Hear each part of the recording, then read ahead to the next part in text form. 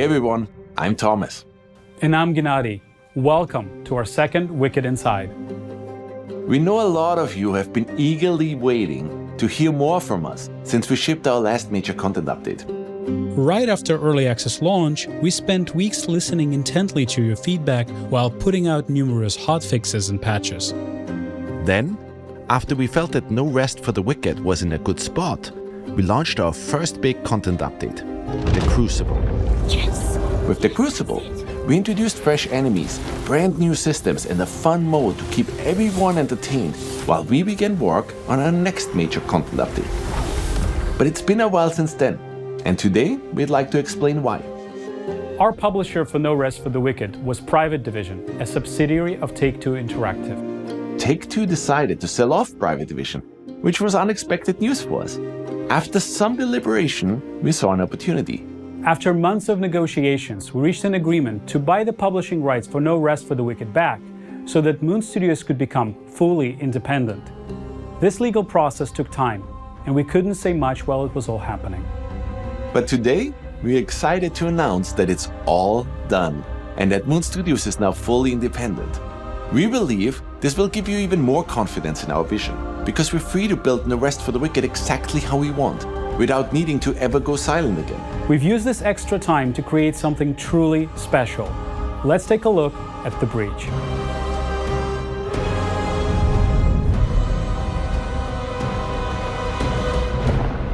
The breach represents the biggest content update we have ever shipped. We have heard you loud and clear. You wanted more out of our campaign. You wanted more story, more zones to play in, more enemies to fight, more bosses to test your mettle against. In short, more of everything. And that is exactly what we have been focusing on. Our story continues immediately following Ellsworth's return to Sacrament.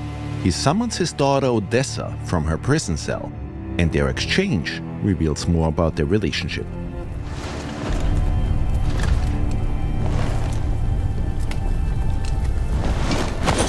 Take the upper passage out, then leave by the northwest gate. What are you doing? God Benedict often sleeps on duty, and the ramparts above him will be unmanned. Head north to Ermgard and Merin, or west to the Glades. Anywhere but here. So that's it then. You have to go. As a Sarim, players will have to venture forth into new areas we're introducing for the breach. These are massive zones that essentially double the size of the world players got to explore so far. A lot has changed in the Sola Sacra since you've last visited. Southeast of Sacrament lies the Lowland Meadows, a once idyllic haven used by Sacrament's hunters to gather food and supplies. Ellsworth requests our presence on a secret mission, but a faction known as the Harvesters has taken over the region. See? I told you this Sarim would come, and here they are. Indeed. Your presence is welcome here. My friend is convinced that some threat awaits us at the Weeping Sisters. As always at Moon, when it comes to level design, we deliberately craft every single inch of our world by hand.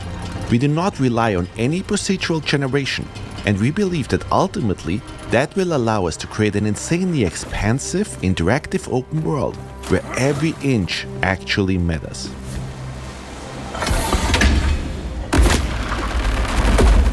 Throughout your journey through the meadows, you will encounter all new enemies. We have also introduced 2 new weapon archetypes, gauntlets and wands. Let's take a look at how these new weapons can be used to take down all new foes that you'll encounter. The Timberwhite here will try to take your life with his ginormous great axe. We know some of you already loved being able to suplex enemies in Wicked. It was only appropriate we introduced a dropkick.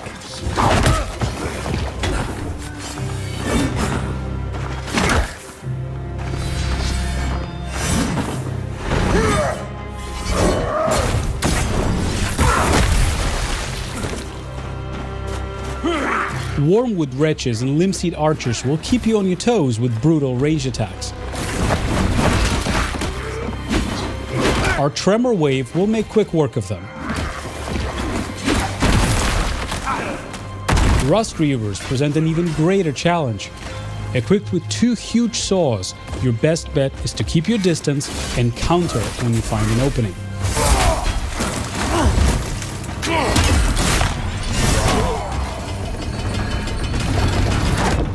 Deeper within the meadows, the Copse Treader will try to block your path forward.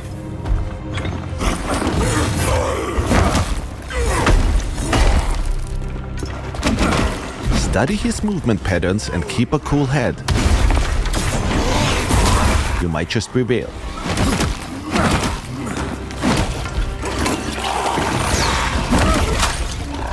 Obviously, we are also introducing all new bosses for the Breach, but we don't want to spoil everything just yet. We know a lot of you already enjoyed how much love and care we're putting into all of these areas. Once again, we didn't shy away from really using verticality and hiding secrets everywhere. Even though you'll often fight for your life in all of these zones, every now and then you'll get to enjoy a serene scene of beauty.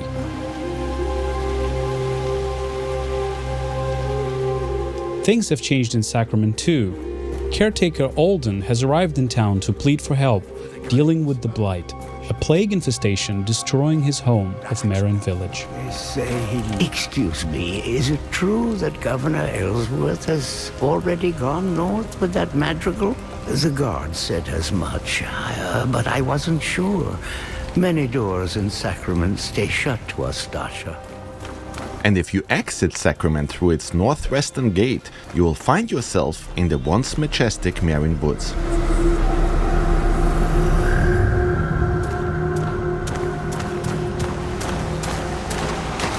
Recently, the Merrin Woods have been befallen by the Blight. It festered all throughout the woods, and players will have to find a way past it in order to advance. The Belak Tor are ferocious fighters. The Stalkinche here knows how to wield a club, and if you're not careful, they might just call in reinforcements. Our new wands builds are surprisingly effective. We can cast ice darts to freeze our enemies. Cold Sling is a powerful ice evasion attack.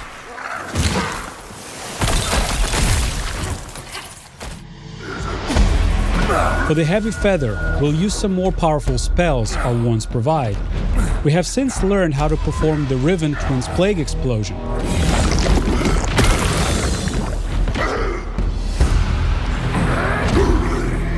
And if you have enough focus, Lightning Bolt makes quick work of any enemy.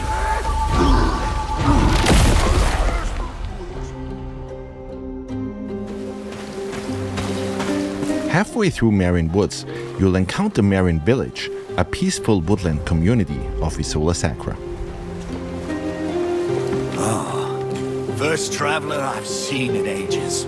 I'm amazed you made it to our village at all, stranger. Hardly anyone comes here anymore.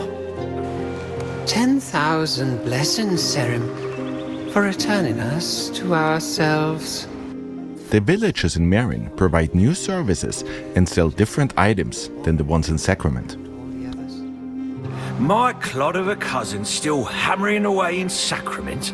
Figured they would have run him off by now. Chased them out of town with their crooked pitchforks and bent spears. Might as well give it here. In Merrin, we will also meet Odessa's godmother, Irmgard, a connection to her Dasha heritage. I remember when my mother used to sing me to sleep. You did too. Same lullaby. Will I see you there? All of us at one table again. I'm not welcome in Sacrament. And in a return to the Nameless Pass, we'll explore new areas within it, learning more about the forces of the mainland. We will not tolerate any more doubt within your ranks, Primus. Not while we knock on salvation's door. Discipline takes time. It's earned, not bought. The born god disagrees. Discipline is forged. It is a tool, molded in flame. Meanwhile, we'll continue the story of Madrigal Celine and her vanguard, who seek to liberate the lost city of Kalen. We're incredibly excited about this new chapter in our campaign, but we don't want to spoil everything just yet.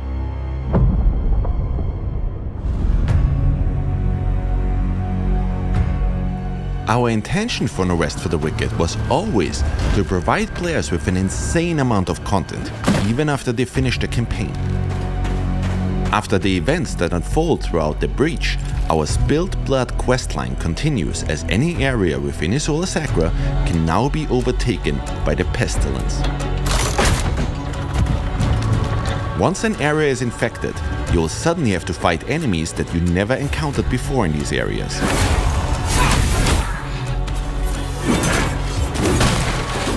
Defeat these enemies, and they might just drop all new Torn resources.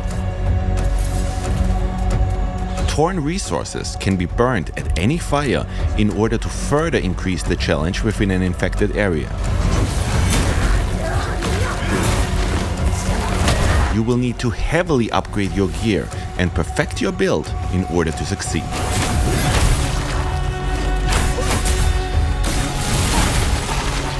But greater challenge also means greater rewards.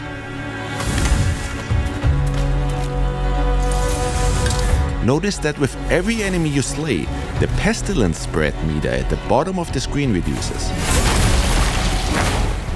Slay enough enemies and you will have to overcome only one more obstacle. Getting rid of the infection means ripping it out at its root. If you manage to defeat the plague boss within the infected area, the entire zone will be cleansed of the pestilence once more. Our life system has also gotten a huge update. You will now find many more factions being able to take over the various areas within Isola Sacra. Our goal with all of this is to change the way players think about retraversal in video games. We ultimately want to make every return feel as fresh and as exciting as it was the first time you played. And as you can see, we also introduced entirely new levels within the areas you're already familiar with.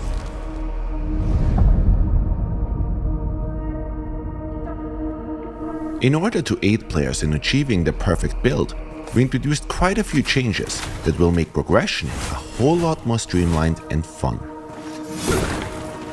First off, we have revamped the way gear drops. We replaced the tiered approach and came up with a formula that takes the player level, the area level and the enemy level into account, which results in an experience where any gear that drops will be approximately within your level range.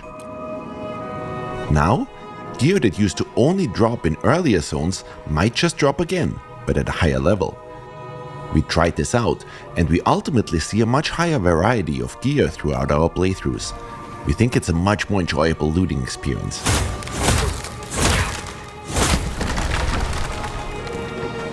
Another big aspect that defines your build is, of course, the enchantments. So far, if your gear didn't drop with the enchantments you needed, your item would never reach its full potential. But we came up with a solution. If an item dropped with less than maximum possible amount of enchantments, you can now use a Fallen Ember to add another random enchantment to it. And if you have an enchantment on one of your items that doesn't quite fit your playstyle, Fallen Embers can now be used to re-roll that particular enchantment. Of course, Fallen Embers are also still used for respeccing your character, which makes Embers insanely valuable now. We also introduced a new weapon rarity, Masterworks. Any Masterwork starts out as just a common item. If you decide to forego the RNG aspects of Wicked, you can bank on gems in order to fully customize your item. Gems will now show you exactly what effect they'll have depending on which item you slot them into. In our case here, we want to craft a build that heavily relies on and synergizes with focus. The benefit of common items is that we can completely customize them. Once we've fitted the maximum amount of gems into them, they now become a masterwork. In general, we've introduced a whole slew of new weapons, runes and armor sets. We've also iterated on our list of enchantments in order to enable the creation of entirely new builds, while ridding ourselves of the enchantments that led to overpowered builds. Given that and the new loot drop algorithm, the sky is the limit when it comes to build variety. We also conducted a major balance pass on our stats, and we noticed that quite a lot of you didn't use shields all that much. So we changed the way they work. Instead of draining stamina, shields are now based around poise and stagger, and we try to ensure that each shield archetype feels unique. So we can't wait to see all your new sword and board builds.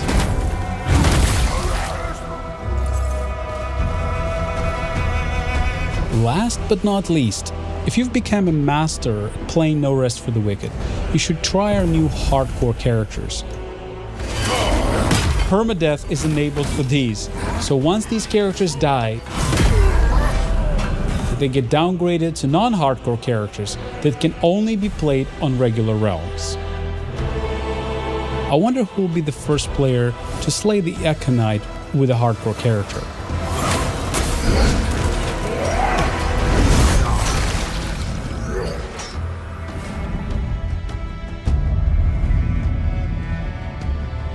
Naturally, we also spent quite some time introducing a wide range of quality of life features and polished up what you've played so far of No Rest for the Wicked. For example, we've noticed that a lot of your houses looked similar to this one. Storage has always been incredibly important in any ARPG. On our current live builds, players can stack all that many items, and sorting hasn't been ideal yet. Let's switch over to our Breach update. We fixed that right up and now allow players to stack a whole lot more items within their chests. And items now also get sorted in a beautiful way. While we're in our home, we can show off another cool feature we added. We've added Whisper Stones, which enable fast travel to and from your house. So if you just want to quickly drop off items and gear while you're out and about, instead of having to first warp to Sacrament and then run to your home, you can now save that one step. Remember that you can place one Whisper Stone per house, so if you own multiple ones, you can even fast travel between them. Our next change regards food cooldowns. We've removed the classic cooldowns entirely. Now you can consume meals instantly.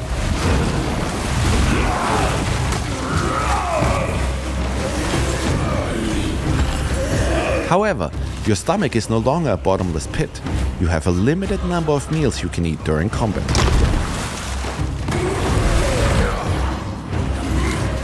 You'll be able to upgrade this limit through Plague Ichor, letting you extend how many times you can heal or buff yourself in battle. This new approach aims to make combat more engaging and dynamic, rather than forcing players to just wait for a timer.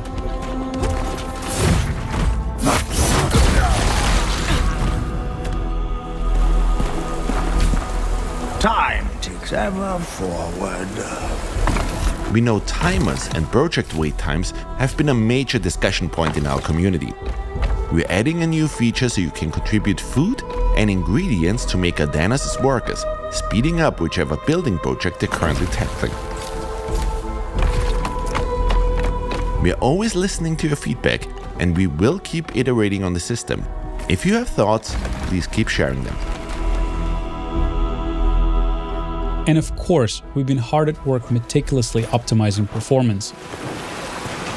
If you notice any poor performance in a machine before, the Breach update should drastically improve your experience. Speaking of improvements, our DLSS implementation has been updated to a newer version, which results in much crisper image and even better performance. And these are just a few highlights.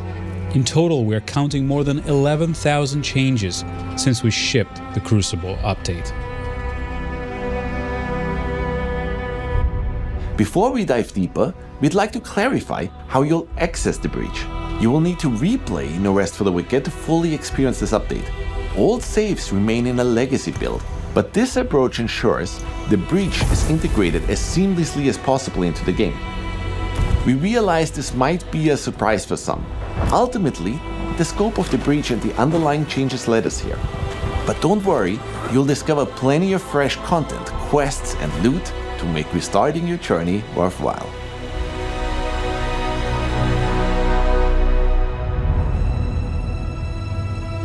Let's discuss our roadmap next. It goes without saying that we will heavily support the breach for the upcoming weeks after launch. You will once again see us react incredibly quickly to all of the feedback you guys might provide. But we're also already hard at work on our next content drops. We've received hundreds, if not thousands of pleas begging for the co-op update, and we know that our original roadmap had co-op before the breach. Rest assured, it will be the next thing we launch after this update. The reason we ultimately decided to switch these updates was because we wanted people to have more content to play once co-op releases. With the Breach update, there will be now a lot more content to explore with your friends. After the co-op update, we'll be following up with more improvements and new systems. We'll expand Sacrament, improve housing, introduce farming, expand the Crucible, and of course, finish the campaign with more story and more quests and bosses. We are very much aware that a lot of you finally want to play No Rest for the Wicked on all major consoles.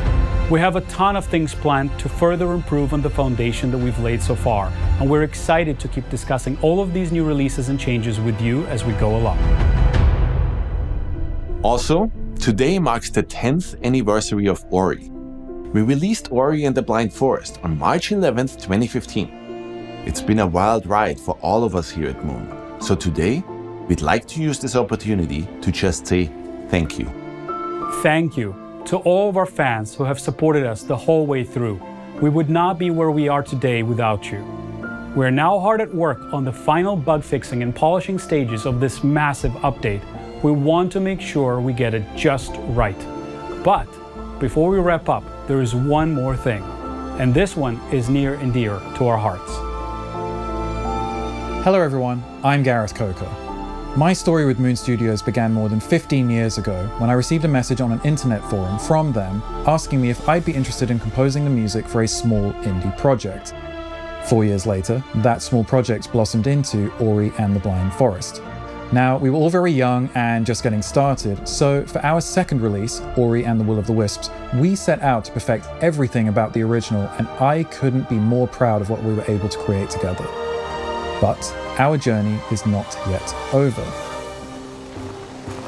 I'm happy to announce that I've been hard at work crafting an unforgettable score for the story, the characters, the locations, and the boss fights of No Rest for the Wicked. And you will finally be able to hear some ambient music while out exploring in the world too. I can't wait to see where this journey leads us once again. It leaves me to invite you to experience the all-new music in No Rest for the Wicked with the Breach update, launching on April the 30th. It will be well worth the wait.